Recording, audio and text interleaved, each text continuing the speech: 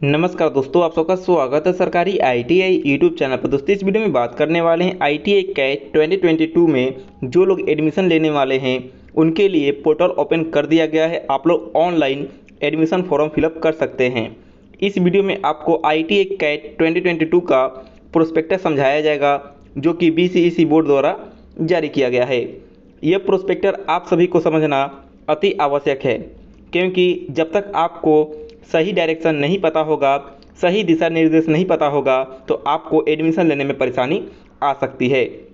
तो चलिए बिना देरी के वीडियो शुरू करते हैं और आप सबको बताते हैं। यह प्रोस्पेक्टर आप यहाँ पर देख पा रहे होंगे। इसको आपको कैसे डाउनलोड करना है उसको आपको वीडियो में ही बताया जाएगा। तो सबसे पहले आप यहाँ पर देख लीजिए आईटीआई कैट 2022 इसका मतलब क्या होता है। तो आपको यहाँ पर लिखा गया है आईटीआई का फुल फॉर्म होता है इंडस्ट्रियल ट्रेनिंग इंस्टीट्यूट, और कैट यानी कि कॉम्पिटिटिव एडमिशन टेस्ट 2022 आप यहां पर समझ चुके होंगे। यह प्रोस्पेक्टर बीसीईसी बोर्ड के द्वारा जारी किया गया है। यदि आप 2022 में एडमिशन लेने वाले हैं तो आप या तो 1 साल का कोर्स कर सकते हैं या तो आप 2 साल का कोर्स कर सकते हैं। यदि आप 1 साल का कोर्स में एडमिशन लेते हैं तो आपका सेशन 2022 से 2023 होने वाला है। यदि आप 2 साल का कोर्स में एडमिशन लेते हैं तो आपका सेशन 2022 से 2024 होने वाला है, जो कि आप यहाँ पर देख पाएंगे। इसको जैसे नीचे कीजिएगा, नीचे में आपको यहाँ पर बताया गया है कि कौन से पेज नंबर पर क्या आपको दिया गया है, जो कि आप यहाँ पर देख पाएंगे। ठीक है, तो हम यहाँ पर आपको प्रोस्पेक्टर में जो इम्पोर्टेंट चीज़ है उसके बारे में आपको सिर्फ बताने वाले हैं, क्योंकि ये देख पाइएगा 43 पेज का पूरा प्रोस्पेक्टर है, तो पूरा बताने में बहुत ज़्यादा समय लग जाएगा। तो आपको बता दें कि इम्पोर्टेंट चीज़ का बिहार आईटीआई का इम्पोर्टेंट नोटिस आपको वीडियो के माध्यम से हम देते रहेंगे। तो यहाँ पर देख पा रहे होंगे आप प्रोस्पेक्टर। हम यहाँ पर चलते हैं, नीचे के साइड में थोड़ा सा आते हैं और यहाँ पर सबसे पहले बात करते हैं कि कौन लोग बिहार आईटीआई कैट 2022 में एडमिशन करा सकते हैं। तो उनका यहाँ पर पूरा जो कन्फ्यूजन है दूर करते हैं। सबसे पहले यदि आप बिहार के निवासी हैं तो ही आप इसके लिए अप्लाई कर सकते हैं। यदि आप इसके अलावा कोई कहीं और के निवासी हैं या कहीं और राज्य के निवासी हैं तो आप इसके लिए अप्लाई नहीं कर सकते हैं। उसके लिए कुछ कैटेगरिया रखा गया है। या तो आपके माता पिता बिहार में कोई कर्मचारी हों तो आप अप्लाई कर सकते हैं, या तो आप बिहार में बहुत दिनों से रह रहे हों और आप रेसिडेंशियल सर्टिफिकेट आपके पास उपलब्ध है तो आप अप्लाई कर सकते हैं। एक कन्फ्यूजन आप लोग से दूर कर दें कि हम यदि आप चाहते हैं कि मान लीजिए आप पटना डिस्ट्रिक्ट के हैं, यदि आप चाहते हैं कि हम बिहार आईटीआई में मुजफ्फरपुर से आईटीआई करेंगे या बेतिया से आईटीआई करेंगे या कहीं और से आईटीआई करेंगे, तो ऐसा नहीं हो सकता है। ठीक है, आप जिस जिले के निवासी हैं और आपके ज़िले में जो आईटीआई है, यहाँ पर जिला वाइज आईटीआई भी दिया गया है। आपको सभी यहाँ पर जानकारी दी जाएगी। जैसे कि यहाँ पर नीचे चलते हैं तो सभी बताते हैं स्टेप बाय स्टेप। देख पाइए, देखिए ये जो है सभी के जिला वाइज कि कौन से जिला में किनका आईटीआई है, तो यहाँ पर सभी दिया गया। देखिए पटना में यहाँ पर देख पाइएगा, तो पटना में आपको यहाँ पर आईटीआई दिया गया, 6 आईटीआई है। तो आप इन्हीं 6 आईटीआई में से किसी में एक एडमिशन करा सकते हैं यदि आप पटना के हैं। तो यदि आप पटना के हैं तो भोजपुर में या रोहतास में या बक्सर में आप आईटीआई में एडमिशन नहीं ले सकते हैं। यानी कि आप जिस जिले के निवासी हैं, आपके ज़िले में जो आईटीआई है उसी आईटीआई में आपको एडमिशन दिया जाएगा। चलिए आपको यहाँ से शुरू से फिर से बताते हैं और समझाते हैं। ठीक है, तो यहाँ पर आप समझ चुके होंगे कि बिहार राज्य के ही निवासी जो रहेंगे वही लोग अप्लाई कर सकते हैं। यदि आप लोग क्लास 10th में पढ़ रहे हों, जिनका एग्ज़ाम 2022 में होने वाला है, ठीक है, कहीं किसी का छूट गया होगा, जैसे कि संस्कृत बोर्ड का हुआ, सीबीएसई बोर्ड का हुआ, उनका अभी नहीं हुआ है तो वो लोग भी अप्लाई कर सकते हैं अपेयरिंग में। लेकिन जिनका रिजल्ट आ चुका है वो लोग अप्लाई कर सकते हैं। यदि आप 12th क्लास पास हैं तो भी आप अप्लाई कर सकते हैं। ठीक है, उसमें कोई आपको परेशानी नहीं होगा। ठीक है, तो इसमें सभी लोग अप्लाई कर सकते हैं। तो इसका जो एग्ज़ाम लिया जाएगा, पहले आपको कैट मतलब होता है कॉम्पिटिटिव एडमिशन टेस्ट, यानी कि आपको आईटीआई में एडमिशन लेने के लिए सबसे पहले आपको एग्ज़ाम क्वालिफाई करना होगा। आप यहाँ पर देख पाएंगे एग्ज़ाम का पूरा यहाँ पर आपको बताया गया है कि कौन से विषय से कितना प्रश्न पूछा जाएगा, कितना नंबर का आपका पूरा क्वेश्चन होने वाला है। ठीक है, तो आप यहाँ पर देख पाएंगे। सबसे पहले बता दें कि आपका जो एग्ज़ाम होगा 2 घंटे 15 मिनट का एग्ज़ाम होने वाला है। ठीक है, और आपका जो टोटल नंबर रहेगा 300 नंबर। 300 नंबर का आपका टोटल एग्जाम होने वाला है। आपसे क्या क्या पूछा जाएगा, मैथ का 50 प्रश्न जो कि 100 नंबर का होने वाला है, यानी कि एक प्रश्न 2 नंबर का होगा। ठीक है, आपका यहाँ पर देख पाइए विज्ञान का 50 प्रश्न पूछा जाएगा जो कि यहाँ पर देख पाइएगा 100 नंबर का होने वाला है। इसी प्रकार सामान्य ज्ञान का यहाँ पर देख पाइएगा 50 क्वेश्चन पूछा जाने वाला है जो कि यहाँ पर 100 नंबर का होने वाला है। सबका माध्यम आप यहाँ पर देख पाइएगा माध्यमिक है, यानी कि 10th लेवल पर आपका जो भी क्वेश्चन आता है 10th बेस पर यह एग्जाम होने वाला है। तो आप यहाँ पर देख पाएंगे टोटल आपको 150 प्रश्न मिलेंगे। समय आपको दिया जाएगा 2 घंटे 15 मिनट का, और टोटल नंबर आपको जो दिया जाएगा 300 नंबर का आपका प्रश्न होने वाला है। यहाँ पर देख पाएंगे आपको बताया गया कि यदि आप प्रत्येक उत्तर सही करते हैं तो आपको 2 अंक दिया जाएगा। गलत उत्तर के लिए आपको अंक की कटौती नहीं है, यानी कि निगेटिव मार्किंग आपको नहीं रखा गया है। ठीक है, इसके लिए आप बेफिक्र रहिएगा, आप सभी क्वेश्चन को टच करके आ सकते हैं। ठीक है, इसका कैसे एग्जाम होता है, एग्जाम में क्या क्या पूछा जाता है, उसके बारे में भी आपको वीडियो दिया जाएगा।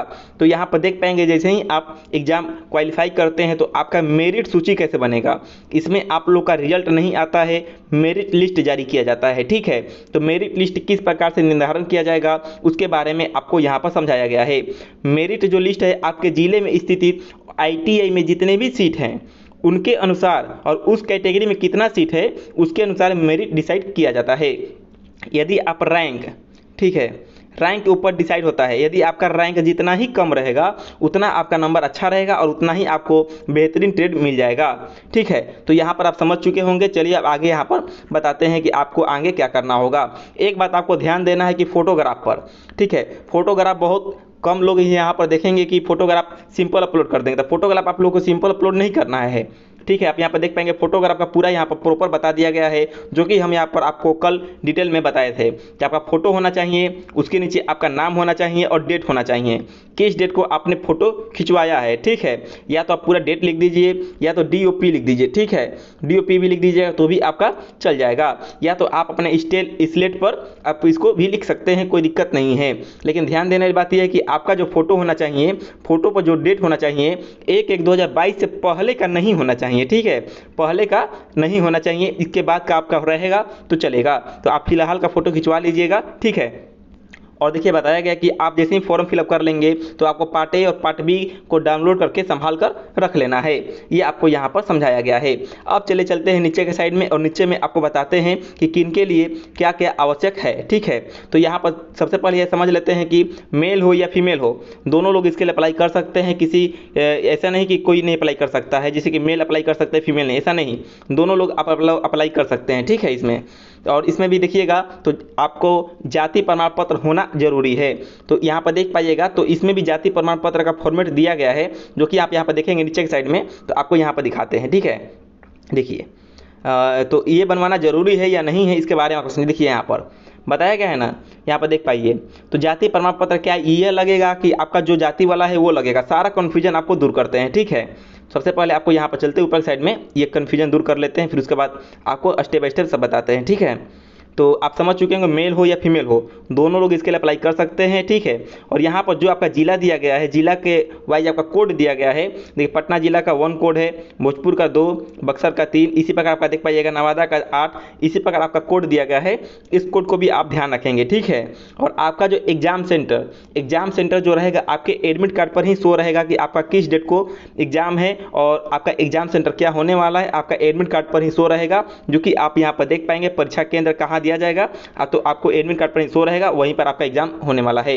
और जैसे आपका एग्जाम कंप्लीट हो जाता है तो आपका मेरिट आ जाएगा, तो आपको काउंसलिंग में बुलाया जाएगा। काउंसलिंग यानी कि साक्षात्कार में आपका सभी डॉक्यूमेंट का वेरिफिकेशन करके काउंसलिंग करा लिया जाता है। उसके बारे में वीडियो आते रहेगा तो आपको हम बताते रहेंगे। तो यहाँ पर आप अपने जिले वाइज चेक कर लेंगे कि आपके ज़िले में कौन कौन से IT है, आपको किस में एडमिशन कराना है, आप लोग पहले से ही सोच कर रख लीजिए। ठीक है, अब यहाँ पर देखिए यह जो है ITI का, देखिएगा यहाँ पर आपको सेशन सबसे पहले दिखा देते हैं 2022 से 2023 और 2022 से 2024 सेशन आप देख पा रहे होंगे। प्रोस्पेक्टर में साफ साफ बता दिया गया है कि किस जिले में कौन से ITI में कितना सीट अवेलेबल है, आपको यहाँ पर देखने को मिल जाएगा। ठीक है, तो यहाँ पर देखिएगा ITI 2 लेवल से कराया जाता है। एक आपको ITI मिलेगा NCVT, ठीक है, एक आपको ITI मिलेगा NCVT, एक आपको ITI मिलेगा SCVT। ठीक है, एनसीवीटी मिलेगा और एक एससीवीटी मिलेगा। ठीक है, तो आपको जो पसंद हो आप उसमें एडमिशन करा सकते हैं। एनसीवीटी और एससीवीटी क्या है इसके बारे में आपको नेक्स्ट वीडियो में बताया जाएगा, उसमें आपको प्रॉपर आईटीआई डिटेल के बारे में समझा दिया जाएगा। तो इसमें आपको कैसे चेक करना है कि आपके ज़िले में कितना सीट है, तो आपको यहाँ पर बताते हैं। जैसे मान लीजिए कि हमें एडमिशन लेना है, यहाँ पर देख पाइएगा ITI दीघा घाट पटना में हो गया। यहाँ पर ट्रेड नहीं मिल गया, यहाँ पर आपको जो भी ट्रेड चाहिए आप यहाँ पर ट्रेड चूज कर लेंगे। हम यहाँ पर चूज किए हैं ड्राफ्ट्समैन सिविल। ठीक है, और यहाँ पर देख पाइएगा एनसीवीटी। ठीक है, और यह कितना साल का ट्रेड है, तो आप यहाँ पर देख पाइएगा 2 साल का ट्रेड है। ठीक है, समझ गए, ये एनसीवीटी है और 2 साल का ट्रेड है। ठीक है, और इसमें देख पाइएगा कितना सीट अवेलेबल है, तो देख पाइएगा यहाँ पर जनरल कैंडिडेट के लिए यहाँ पर 7 सीट। ठीक है, इसी प्रकार एसी के लिए 3 सीट। ठीक है, इसी प्रकार एसटी के लिए देखिएगा, एसटी के लिए सीट अवेलेबल नहीं है। तो आप यहाँ पर देख लीजिएगा कि आपको ड्राफ्ट्समैन सिविल नहीं मिलेगा। फॉर्म फिलअप करने से पहले आपको यह समझना जरूरी है। यदि ईबीसी कैंडिडेट है तो ईबीसी के लिए 4 सीट, बीसी के लिए 3 सीट और आरसीजी सिर्फ फीमेल कैंडिडेट के लिए होता है। ठीक है, फीमेल के लिए होता है आरसीजी। और देख पाइएगा ईडब्ल्यूएस के लिए 2 सीट और देख टोटल देख पाइएगा 19 सीट और एक एसएमक्यू होते हैं भूतपूर्व सैनिक और डीक्यू होते हैं दिव्यांग लोग। ठीक है, उनके लिए 1 सीट रखा गया है। यदि आप मान लीजिए कि आप जो भी ट्रेड चाहिए आपको उसमें आपका सीट नहीं है, तो समझ लीजिएगा शुरू से ही कि आपको वो ट्रेड नहीं मिलने वाला है। यदि आप ITI दीघा घाट पटना में फीटर लेना चाहते हैं तो फीटर में देख पाएंगे कि यहाँ पर फीटर में आपको जनरल में देख पाइएगा, जनरल में 46 सीट मिलेगा, एसी में 19 सीट और एसटी में देख पाइएगा 1 सीट और ईबीसी में 20 और यहाँ बीसी में 14 और यहाँ पर देख पाइए आरसीजी में 3 और यहाँ पर देख पाइए ईडब्ल्यूएस में यहाँ पर देख पाइएगा आपको 11 मिलेगा और टोटल देख पाइएगा 114 सीट आपको यहाँ पर देखने को मिल जाएगा। और एसएमक्यू में यहाँ पर 6 सीट और डीक्यू में यहाँ पर 6 सीट। तो इसी प्रकार आपको समझ लेना है।